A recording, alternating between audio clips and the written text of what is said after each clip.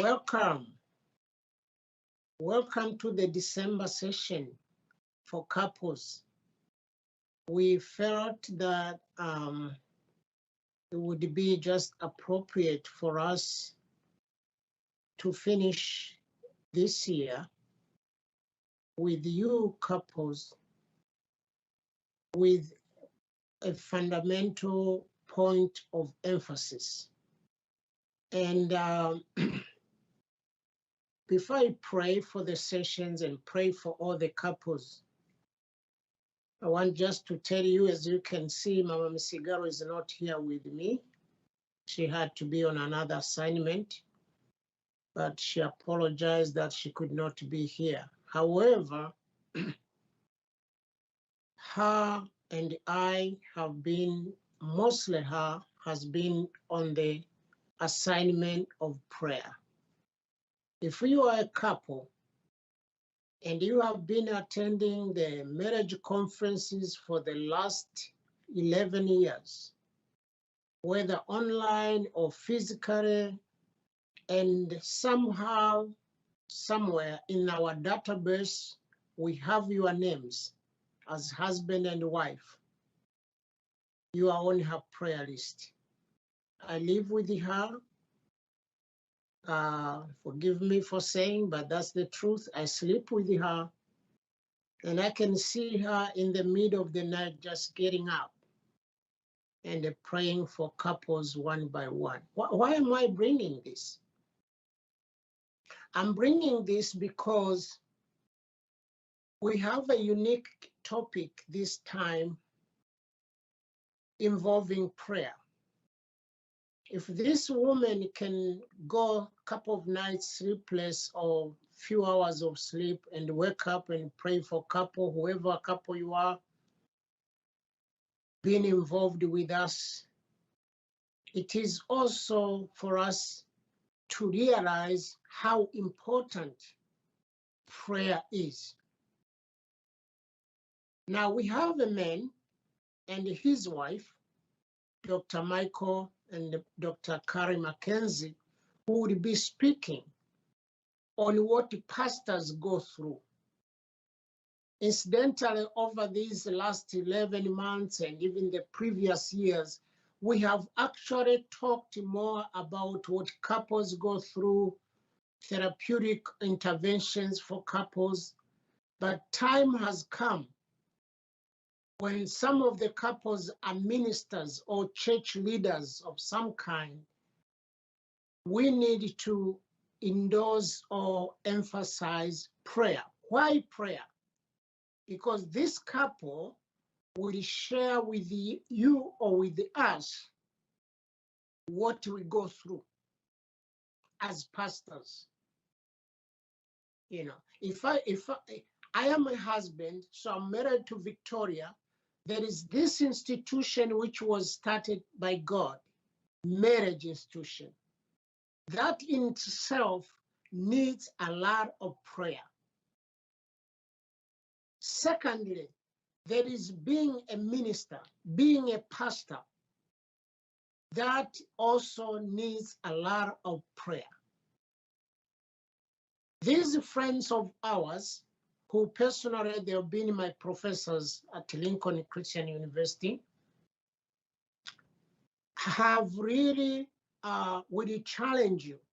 And I know they are specifically talking for Tanzania pastors or for African pastors, but this is applicable to any pastor, whether you are here in the States or outside the States.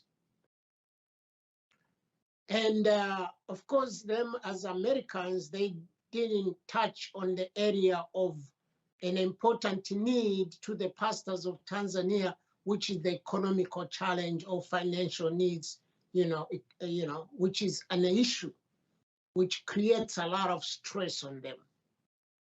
I just thought I'd put in that nugget that we know that God is interested in us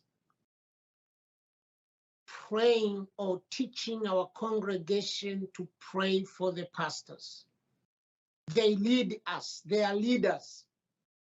The book of Timothy talks about praying for our leaders.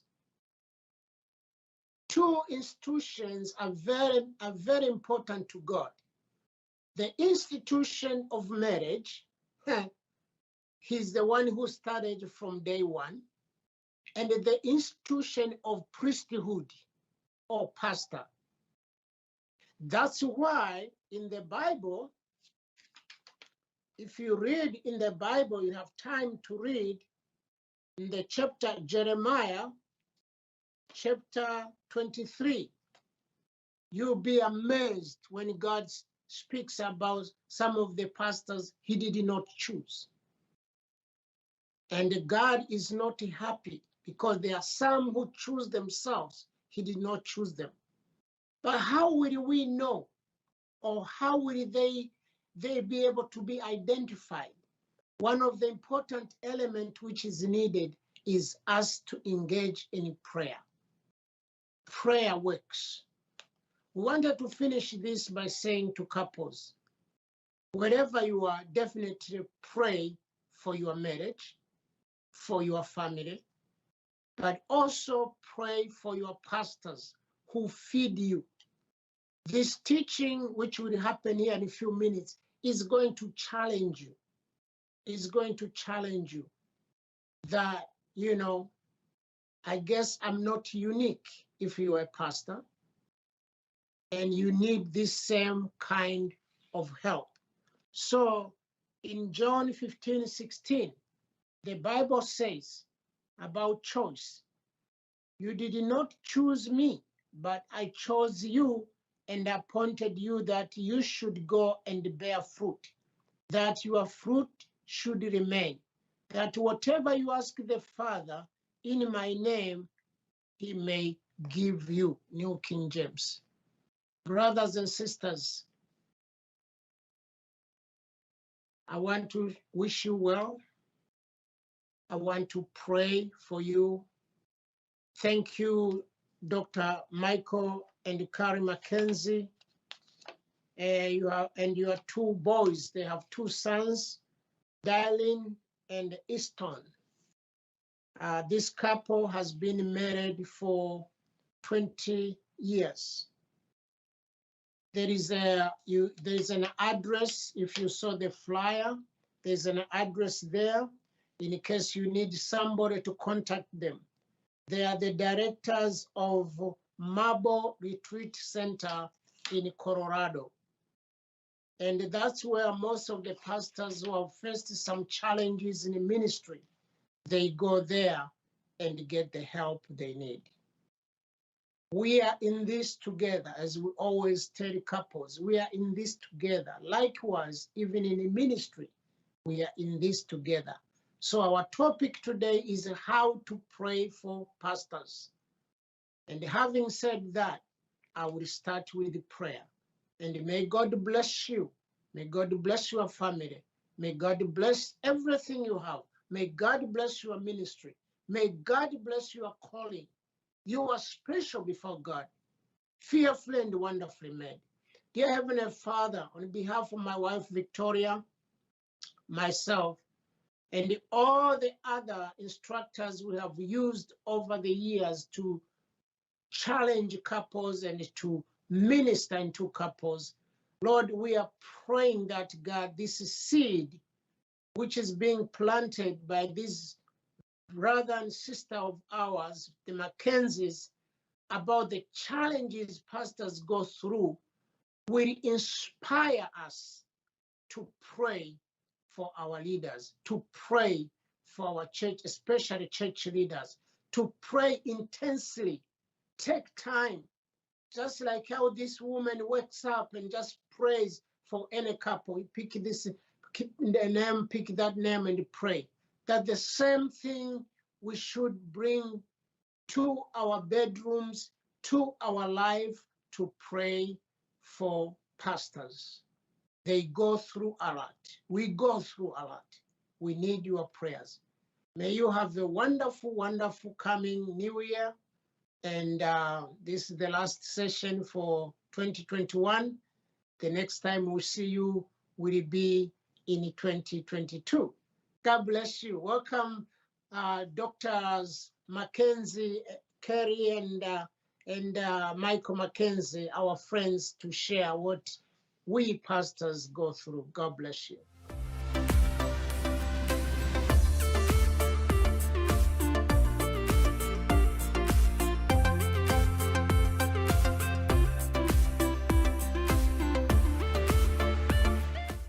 We'd like to start by saying that we're here today and we did this research because we value pastors and missionaries and others who have dedicated their life to Christian service.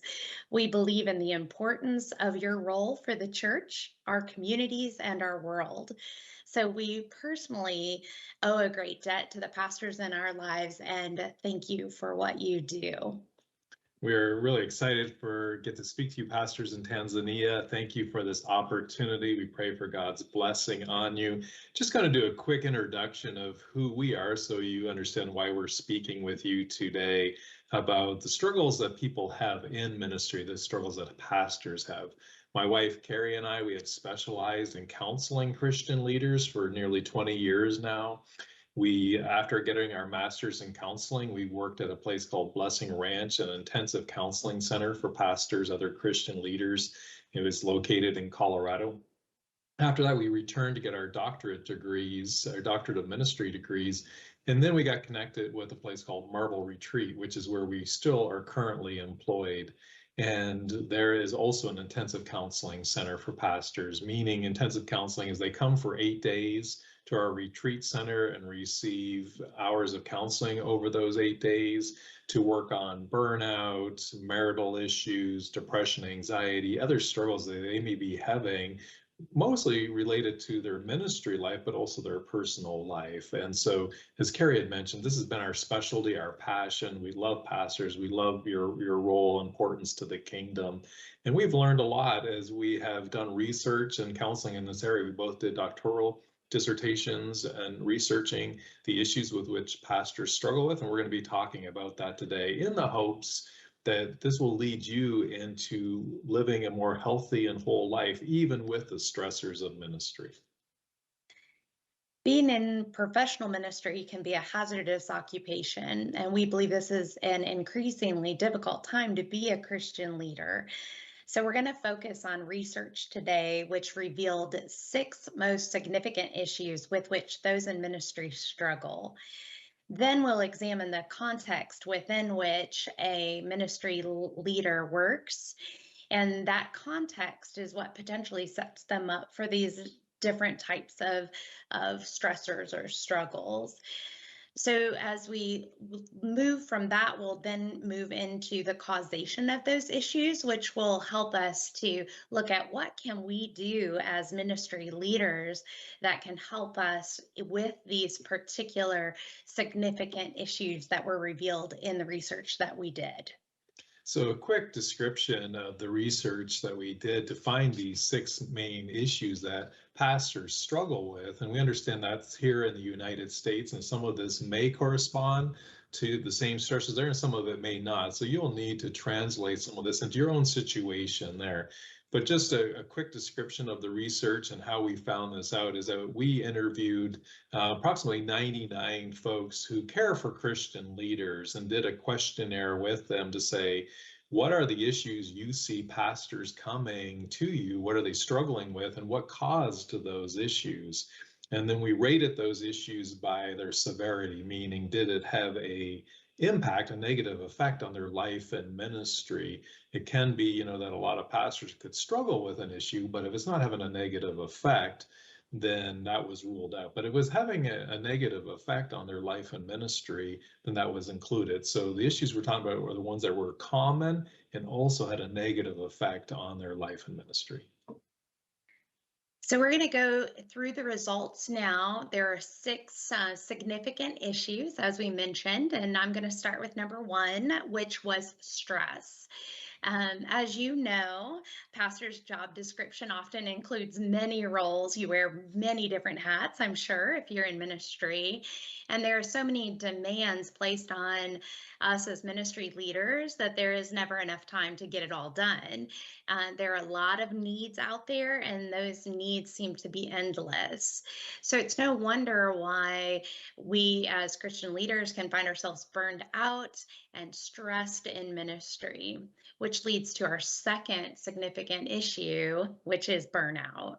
Burnout is often the result of ongoing stress that's not ending, that doesn't come to some type of closure, and it's above and beyond the normal stress. So burnout has been a popular term here used for the state of exhaustion a lot of pastors get into. Let me give you kind of a technical definition of it that was first founded by Christina Maslach, who's kind of the guru of this area of burnout here in the US. And she wrote this: burnout is a psychological syndrome of emotional exhaustion, so just depleted, empty, tired all the time. Depersonalization. And what she means like that is that people become problems. They're not people anymore. They're not relationships. You hate for that phone to ring, that knock on the door. So you depersonalize people because you're stressed and burned out and you have no more to give. And reduced personal accomplishment that can occur among individuals who work with people. So the reduced personal accomplishment is typically a feeling of reduced personal accomplishment, not taking as much joy, satisfaction. You may still be getting the job done, but I'm not finding the joy, the passion in it. And those are three aspects of burnout. Again, exhaustion, I depersonalize people, and I also am not finding the joy and passion that I once did in what I'm doing in ministry.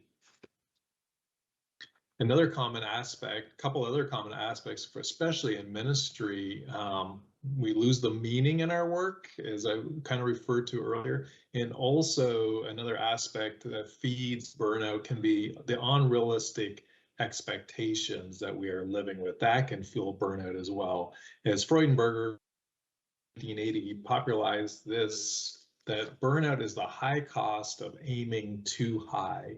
And what that means is unrealistic expectations, but the part that really is what burns at the pastor is putting that on your own shoulders, not on God's shoulders. So I set these unrealistic expectations for my ministry, what I will accomplish, but I put the responsibility onto myself to make that happen. Okay, so the third issue that we found in this research that were significant issues for pastors and Christian leaders is marital problems. The pastor who reports a basic high level of satisfaction in marriage is in the best position to cope with the demanding levels of daily stress attributed to a pastor's position. The reverse is also true. So the pastor who experiences various levels of dissatisfaction, friction, or tension at home will ordinarily face corresponding diminished levels of effectiveness in pastoral work. Marital problems can be especially troubling for pastors because they have few other intimate, trusting relationships. Therefore, marriage is often the pastor's sole refuge, where they can experience deep emotions, struggles with work, and ambivalence about their role as a pastor. But this puts a heavy burden on the spouse to be his sole refuge. Another stressor on the clergy couple is the intrusion on the relationship and family boundaries from church members. Their privacy is consistently invaded.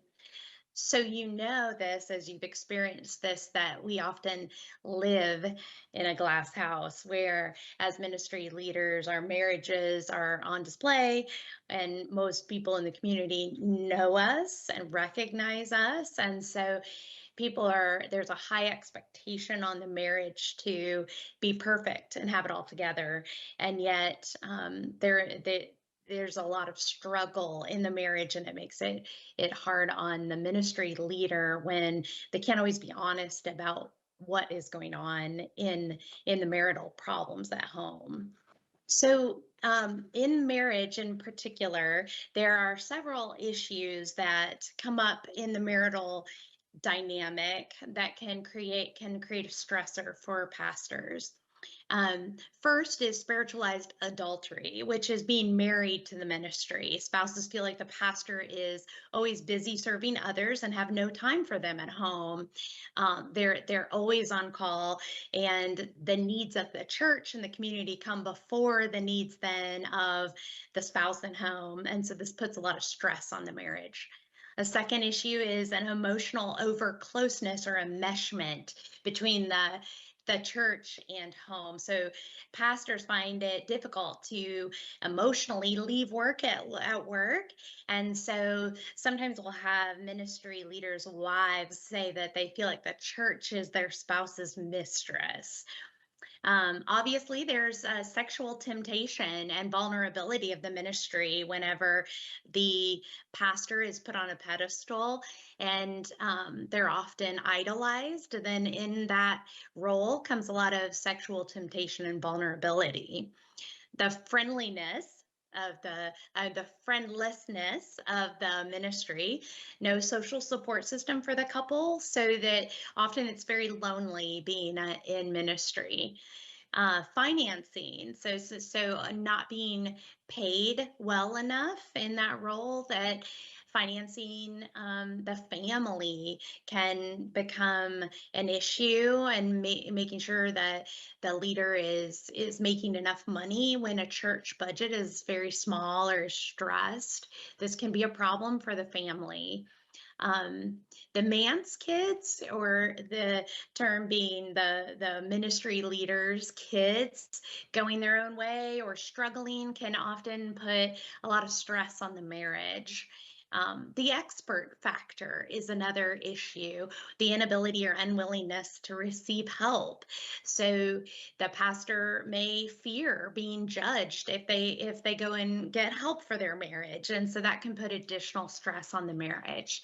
The standard bearer, pressure to be the model of perfection as a couple, kind of as I mentioned, that we feel the pressure to bear the standard for what a marriage should look like for our community, and that marriage often feels the pressure of that.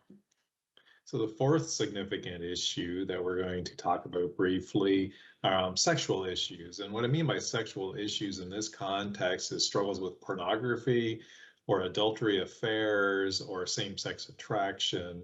You know, these are areas that for pastors often have dire consequences, obviously, if there's a struggle in any of these areas. So it came up as not as common, even though it does happen, and we all, you know, lots of stories where these things do happen. Yet it is detrimental, very detrimental to their ministry and obviously to their marriage. And so one of the driving factors sometimes, not always, but sometimes behind a struggle in this area is actually a longing for intimacy. So as a lot of us believe, often sin is something that is good that Satan has twisted. And it's true in the sexual area as well. That we desire intimacy, love, and acceptance. And sometimes pastors are not getting that or feeling that they're serving and giving. And so then the sexual area can become an area of struggle where they end up searching for something that they're looking for their heart and soul, that really they're going down the wrong road, obviously, to have that need met. But it's underneath, it's this deep longing for intimacy, identity, acceptance that they're not feeling. And so this is an area that commonly, you know, will take pastors out of the ministry. We're going to move on then to the next, the fifth significant issue that ministry leaders deal with, and that's depression. Research found that 45.5% of pastors in one study said that they have experienced depression or burnout to the extent that they needed to take a leave of absence from ministry. So sometimes depression can be so severe that pastors do have to take a leave of absence from the ministry because of it. Duke University surveyed 2,500 religious leaders in 2001, and that research from that survey found that 10% of pastors say that they are depressed some or all of the time, while 40% say they were depressed at times.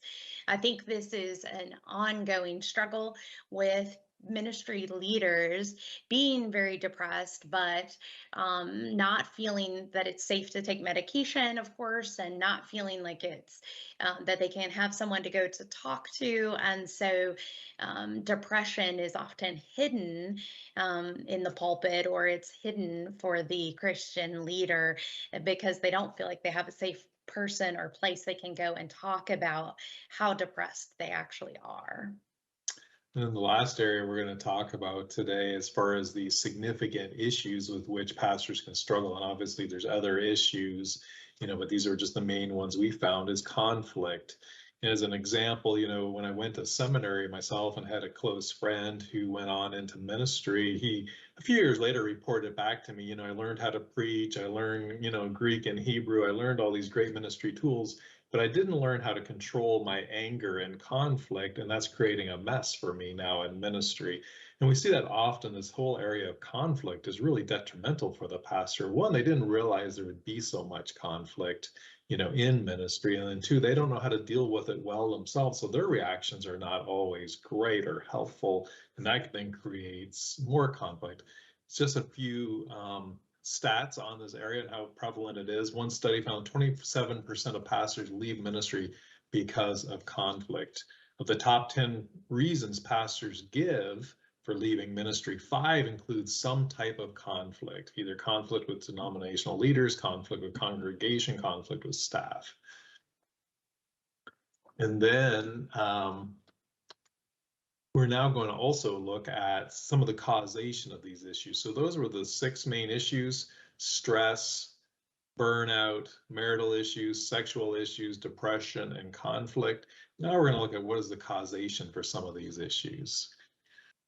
Okay, now for the causation. I'm going to be covering this area for us today. So in my research, on the significant issues with which pastors struggle, I also asked on the questionnaire, what causes these issues, and boiled it down to these 3 main areas. First one was isolation. We've heard a lot, at least here in the US, a lot has been said and written and wrote about how pastors are isolated, which is ironic because they work with people all the time. So what does that mean? Because they're with people a lot of the time.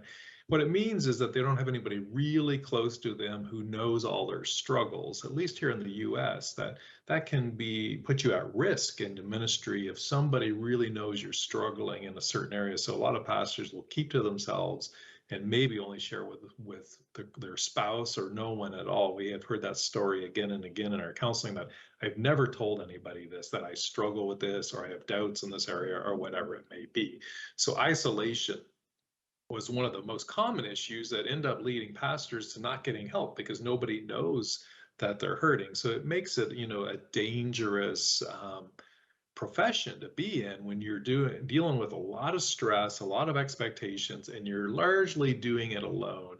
And even those around you in your same denomination or same area geographically, often they don't even know because you, again, feel vulnerable, or it's a risk to share how you are struggling, of how it may impact your ministry or your position.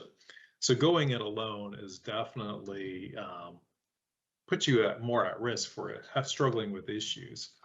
The second causation would be unrealistic expectations. Often the pastor is expected to be good at everything from preaching to vision casting, to fundraising, to counseling, to dealing with conflict, to helping out marriages and families, to feeding the poor, you name it.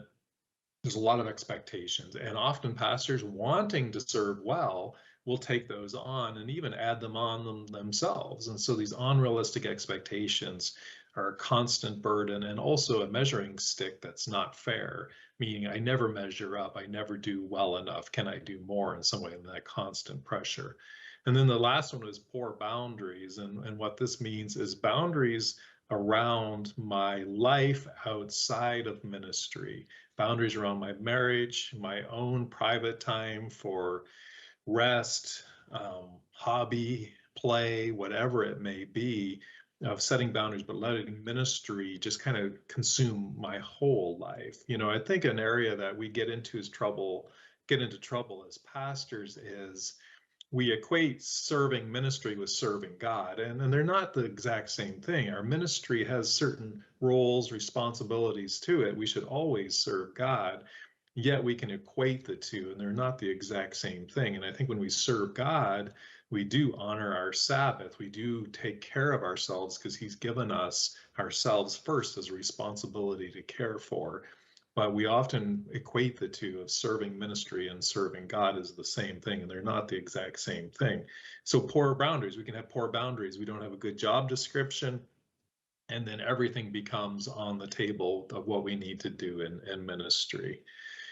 So I want to look at the context for a few minutes of what are some additional things that set up struggles in ministry? What's the context that pastors live in? Again, some of these may be true for you in Tanzania and some of them may not be, but they are true largely for pastors here in the United States. So I hope there's something that you can learn from this. Again, we mentioned earlier was the glass house, being in a fishbowl. All eyes are on you. All eyes are on you, how you're doing as parents. All eyes are on how you dress, what kind of car you drive. I've heard so many comments from the pastors we work with of getting criticized if they buy a new car. Oh, we're paying you too much. If you buy an old car, you don't look good as our pastor. You know, just all these judgments, and you just feel like you're constantly being watched and judged by those that you're ministering to. The wearing of masks, not able to get out a role, meaning I always have the pastor role on. And so I'm always kind of feel like I'm on all the time, and there's an expectation of how I sound, look, perform, all that stuff.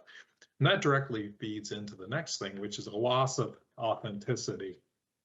Can never really be me.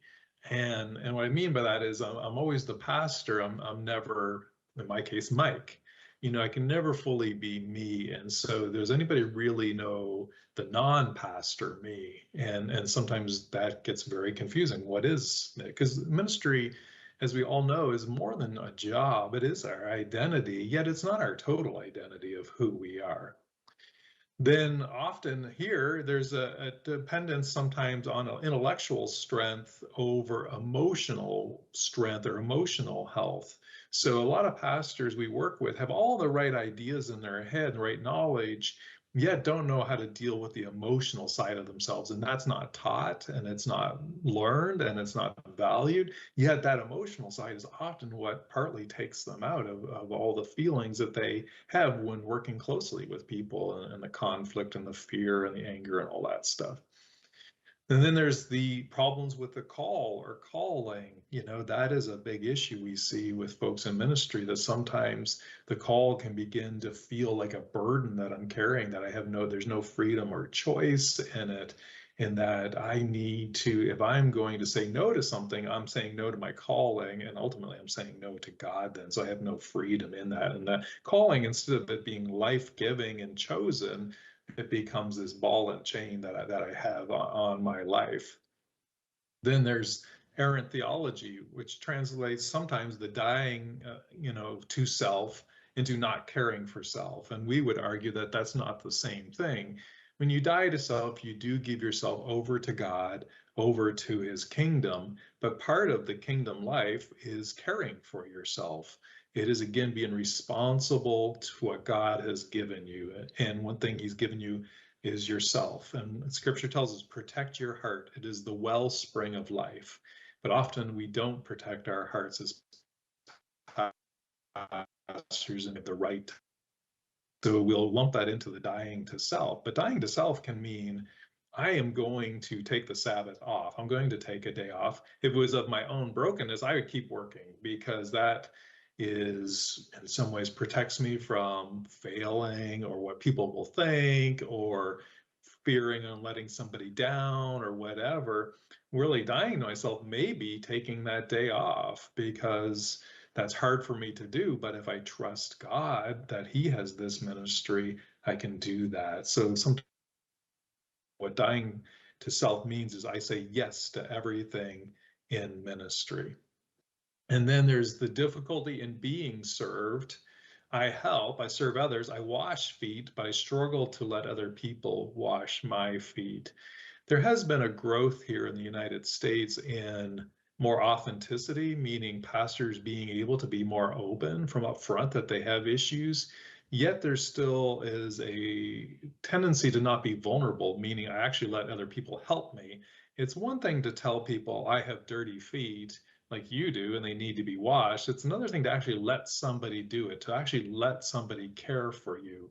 And so while I see a movement towards more authenticity, I would say there still is a hesitancy of most Christian leaders to be vulnerable. And I understand why. We all like to be strong, have it together. It just feels weak to admit I have needs and I need you to help me. Yet on the other hand, we are human and we do have needs and we do need help. Personal spiritual poverty. And this is where I'm always pouring into others, but not into myself, or letting somebody else minister to me. The book that kicked off Marble Retreat was Every Pastor Needs a Pastor. Pastors are so good at pouring into others, yet neglect to have somebody doing it for them, because at the end of the day, I'm too busy. I'm too busy doing ministry than to receive ministry, or I don't even know who would do that for me. There's the lure of power, prestige, adoration, especially if our ministry is being successful, meaning numbers. And so then there could be temptation there. Often success in ministry is more dangerous for our soul than failure in ministry. Not that there is really failure in ministry, but there can be perceived failure in ministry as far as numbers go. Because we're there just to be responsible with what God has given us. We can't control the numbers. Yet we can see it as failure if we're not growing. But often when it is growing, there is more temptations than there is when it's not growing, when our ministry is not growing. There's the spiritual battle of being on the front lines. Satan definitely wants to take out pastors, other Christian leaders, and that's a real factor. Do we have folks in place who are praying for us to protect us from the spiritual battle of being in ministry? Then there's cultural pressures and influences. For a long time here in the US, we were blessed to have a context that was very friendly for Christians, and that's changing. We're changing more and more to a non-Christian culture, and that's been a struggle for a lot of pastors to adjust to. And so there's just more conflict now of being in ministry, more folks who are criticizing the church and the church's position on different topics, that the world disagrees with. So that shifting cultural norms are being a pastor. Used to be a pastor was well respected, not so much anymore. In a lot of parts of the country, they're not as well respected as they used to be. Perfectionism is a common direction pastors can go. If I can just do everything perfectly, then it'll all go well. Everybody will be happy with me. I will succeed. God will be happy with me. Others will be happy with me. And so there's this, if I just work harder and harder, and if I do everything perfectly, then, everything will be good. But again, that's putting the weight on your own shoulders for ministry, and that's can just be too much pressure to bear. Indispensability, that is, where would this ministry be without me? I can't stop. I can't take the day off. I can't miss that meeting. In a sense, indispensable, which again can be a lie that at the end of the day, it's ultimately God's ministry. Then the denial of humanity. And what I mean by that is that I don't have needs. I don't have feelings. I deny that, and I just try to push through everything and not dealing with, I did get hurt. That was hard. I am tired. Gary Harbaugh has this quote that we like to use. I'm going to read it for you. It says, most of the problems pastors experience in the parish are not caused by the pastor forgetting that he or she is a pastor. Most of the difficulties pastors face in the parish arise when the pastor forgets that he or she is a person. So again, what he's capturing there is that we forget that we're human and that we're limited and that we get hurt and that we have weakness, we have brokenness, and we struggle with temptation, and we need others to help us. Now, we need to be wise about that as well, obviously, of who helps us. But we have needs, and we can't pretend we don't just because we are pastors. So I'm going to transition now to some of what do we do about all of this? You said, well, there's these 6 significant issues There's the causation of those issues: isolation, unrealistic expectations, poor boundaries to protect yourself, your marriage, your own personal life, and then all these other facets that make being in ministry difficult and make them wear on a person. But what do we do? And I'm going to start first with some points from a study that was done by Mark McMahon on exemplar pastors. And what this was is he did a study on what are pastors who are doing well, what do they do?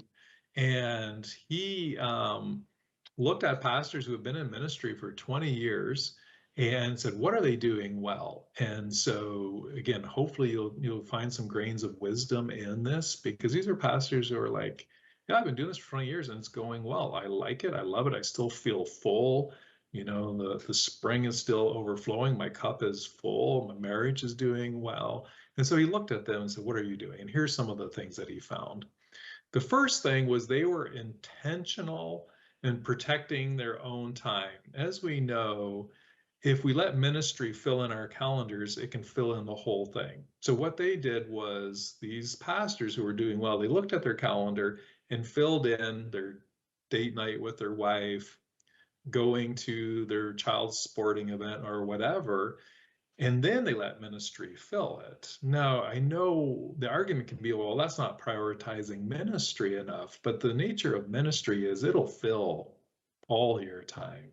And so if I'm also going to make family and marriage a priority, I need to make sure I get that in there and not let all the needs and the crises that come with being fill my time, or it'll push those things aside and we'll begin missing time with our spouse if we're married, time with our children if we have children, or even just our own personal devotional time or whatever it may be. Then we also intentionally connect with others. Now, I understand this is a challenge for pastors. Who do I connect with? Who is safe? Who would understand me? Who would let me be real and I wouldn't have to fear consequences, so to speak? Who wouldn't be disappointed because I don't have it all together? And so there needs to be wisdom of, who do I choose that is a safe person? Sometimes it's even somebody outside of our denomination or even our local church that we're a part of. Sometimes it is somebody within our denomination who is that person that's provided as our care person. But who is it that I can share my real struggles, hurts, challenges, fears with? I need to be intentional about being connected with others, because if I stay alone, I'm putting myself at risk to fall into problems, because I can't help myself out of the ditch, so to speak. Then self-awareness, meaning, am I aware of my own limits, my own brokenness? Am I aware of those areas where I need help, that are my temptations, or that are the place where I may end up falling? And so how do I bring that into the previous one, into community, somebody who can help me either be accountable, help me work through it, whatever. Again, if we're our own counselor, that's a dangerous place to be, because we will be biased, obviously, in doing that. Then it's spiritual devotion. Am I feeding myself? Not just preparation for the next sermon, preparation for the Bible study, preparation for the next meeting, but am I taking time to walk with Christ myself, my own just time with Christ, and that connection? Am I being fed? Am I feeding myself? Then the next one we're looking at is hobbies. And typically when things get more and more responsibilities, expectations, the first thing that goes in a pastor's life is fun. And it seems like it's frivolous. It seems like that's not important. We're saving souls. And yes, fun is not as important as saving souls. Yet the way God designed us to be fully human, he designed us to have fun. He designed us for recreation. He made this world a beautiful place. Yes, it's challenging, difficult, broken, painful, but it's also a beautiful place. And so can I set aside time for a hobby where I'm doing something totally not related to ministry, and you'll actually be refreshed and do better ministry when you return if you do a hobby. So ideally something you do every week that is your thing, a thing that you love. Here in the States, common ones are fishing, playing a sport, maybe traveling, other things like that.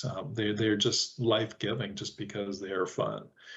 Then exercise, which can be a part of your hobby. For myself, I grew up in Canada, so I love playing ice hockey because that's just part of Canadian culture. And I do both at the same time, meaning it's my hobby, but I get exercise, and that's just great to keep you healthy, and it's great to help you deal with stress and all those things when you get out and exercise. And then the last one is taking your regular time away, your daily, weekly, yearly time away from ministry. Do I always take a Sabbath? Do I get a break from ministry every month? Do I get a break from ministry every year? Do I take vacation time or whatever it may be in your context? But do I take a break? In many ways, that's representative of our trust in God. Hey, I can trust that this ministry is in God's hands, that He'll care for it, and I can take time to do whatever it is I need to do to rest and be renewed and refreshed. Here's a quote from Soroki and Wicks. He's comparing being in ministry to counselors, and while there's some differences obviously there, yet I think the point comes out. And what they wrote is, what persons in ministry must learn is what therapists have been taught for years, namely that if balance, distance, a sense of one's own limits, and appreciation of the absolute need for rest, good food, exercise, and leisure are not present, then burnout is not a potential danger, it is a certainty. In many ways, what they're saying there is, if we don't recognize our own limits and work within those, it's not that we will maybe burn out, we will most assuredly burn out. And then that's not good for anybody. It's not good for finishing strong, not good for the ministry, not good for us personally, not good for our families. So it'd be good for all of us to be able to minister out of wholeness, fullness, wellness by doing some of these 7 things. I am now going to take a break, and then I'm going to turn it over to my wife to do the next section for us. So now Kari was able to join me, and we're going to talk about some transitions that all of us can work on in ministry to be in a better place. We know a lot of the things we talked about as far as the struggles and that we should be doing this, doing that to be in a healthier place. So we're going to put it in some terms of what are some transitions we can all be working on that help change our heart to have a different kind of perspective on how we do life and ministry. So I'm going to let Kari start the first one, and then we're going to go through these 4 transitions that we can all be working on as we try to grow in our Christ-likeness, our wholeness, our wellness. Yeah, so the first transition is from isolation to intimacy. As we mentioned earlier, that the ministry leader often feels isolated. And so the goal is to figure out how we can have more intimacy in our lives and in our ministries with safe ministry leaders, friends, if married, in our marriages. But in so many ways, we have found that ministry leaders have many allies, but few confidants. And so by that, we mean allies maybe in the battle with you, but they don't always have your back because the battle is more important to them than the pastor is. Whereas a confidant has your back, or a confidant is the person that's going to be there with you through thick and thin, even if things don't go well in your ministry or if something falls apart. They are going to be there for you rather than first and foremost, their priority is to save the ministry, let's say. So we want to challenge everyone to think about who is a confidant in your life, a person that no matter what has your back and is on your side to support you and encourage you. It's very important that you have those confidants in your life. Another important transition that we need to continually work on, I think these transitions are things that we get pulled back to doing it a certain way, and there's a lot of reasons why, and they're constantly working on, is working from aloneness to partnership, and how this is different than from isolation to intimacy, is having folks that we're in partnership with in ministry. Here, I know it's very common that the pastor is standalone. They're doing their own ministry at their own church, and they're doing it alone with an occasional meeting, maybe with some other pastors. But how can I do ministry more as a team? Scripture in the New Testament is clear that often it was a team. They were sent out 2 by 2. The 70 were sent out. Jesus and his disciples. I mean, it was a team approach, not just a one person carrying the load. So how can you partner more with others, whether that's folks in your own church, whether that's with other pastors, and you share ministry together? There's just so much fruit to be had in that, as well as a lot of health and healing to be had when I'm doing ministry with others. Okay, the third transition is to transition from spiritualizing to authenticity. Now, the term spiritualizing is a term that sometimes is thrown around, but we want you to think about what this means. As counselors, we'll also use the term intellectualize. It is when you are spiritualizing, you're actually avoiding pain, or you're avoiding being authentic with the pain that you're feeling. And instead, you might be putting a spiritual truth on it, on top of your pain, or using that as a rationalization, and not truly talking about or sharing or being real even with yourself about the amount of pain you might be feeling. One of the Christian leaders that we worked with had a child die, actually, and had just the whole time they were working with us talked about a lot of spiritual truths, which were true, but hadn't really faced his pain of the grief of losing this child. And once they were able to really talk through in an authentic way and cry, this Christian leader began to see some of the symptoms that they were seeing, because they hadn't been dealing with their pain, subside, and joy came back, and they were actually able to then talk about some of these truths of their faith, but in an authentic way, and not just as the spiritual answer to avoid the pain that they were feeling. So one of the things we encourage you to do is to think about, am I being authentic, and do I have a place where I can be authentic in my life? And do I have some safe confidants that I can be authentic in the pain that I might be feeling, the stress, the things that I might be struggling with? And if not, we encourage you to find someone that you can be authentic with. And then the next one is from neglect of self to caring for self. Again, we're not advocating some type of self-centered living. What we are advocating is that you are responsible with what God has given you. And he's given you yourself, your own heart, soul, mind. And he's given you, if married and with kids, your family. And you need to care for these, as a part of your God-given mandate, as you care for the church. So in what ways do I need to begin caring for myself? Maybe that's in the area of rest. Maybe it's in the area of really respecting the Sabbath that the Lord gave us to take a break. Maybe it's in the area of hobby or fun. Maybe it's in the area of marriage, that I need to spend some more time with my spouse, just not neglecting that relationship. But how can I continue to care for myself so that I am in a good place to do ministry well, with joy and peace and contentment, not because I'm stressed and I'm tired and I'm frustrated? That is not a good position from which to do ministry.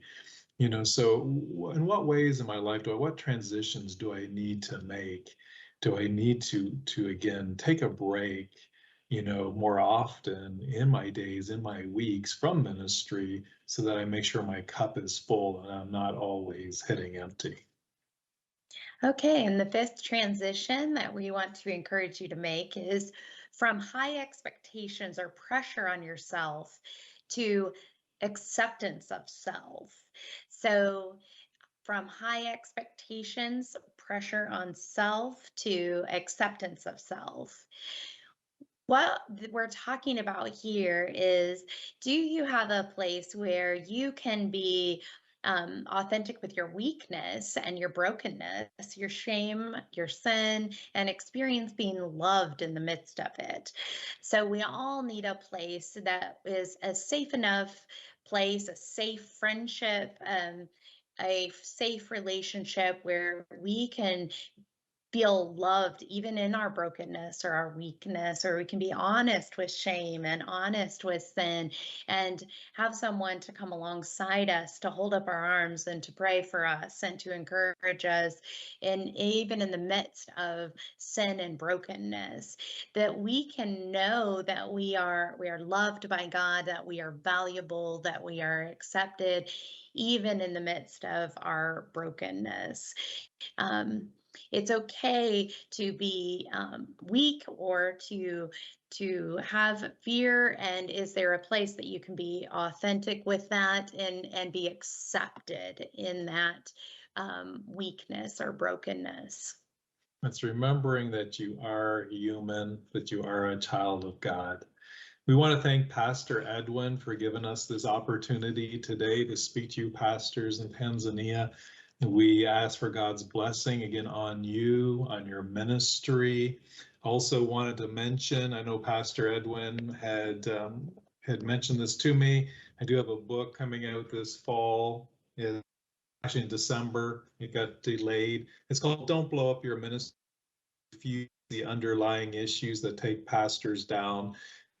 It's more of what we talked about today in this book. It's about how to be well, how to be whole in ministry, as well as what are the challenges, struggles in ministry that we face.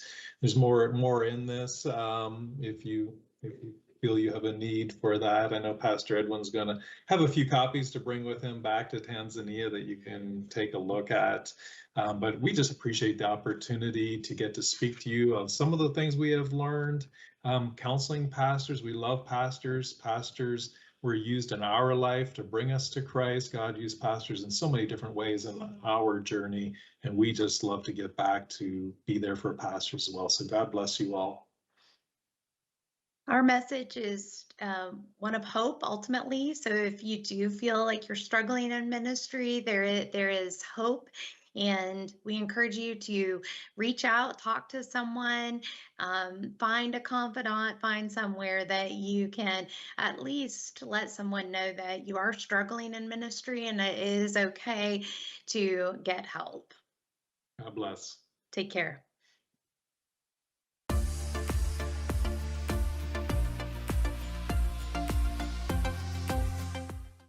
My name is Lulu Masawe, and on behalf of Maranatha Covenant Marriage Ministry, I want to thank you so much for taking time out of your busy schedule to be with us and take part in this program. Special thanks to our speaker today.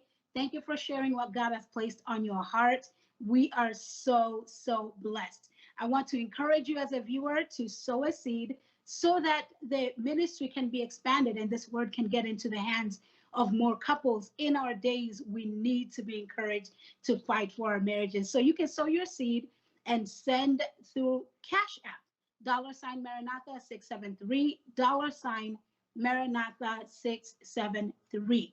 Or you can reach the Misigaras directly if you want to give towards the ministry through a different way. And you can call them on 309-202-5338, 309-202-5338. God bless you so much. Until next time, take action.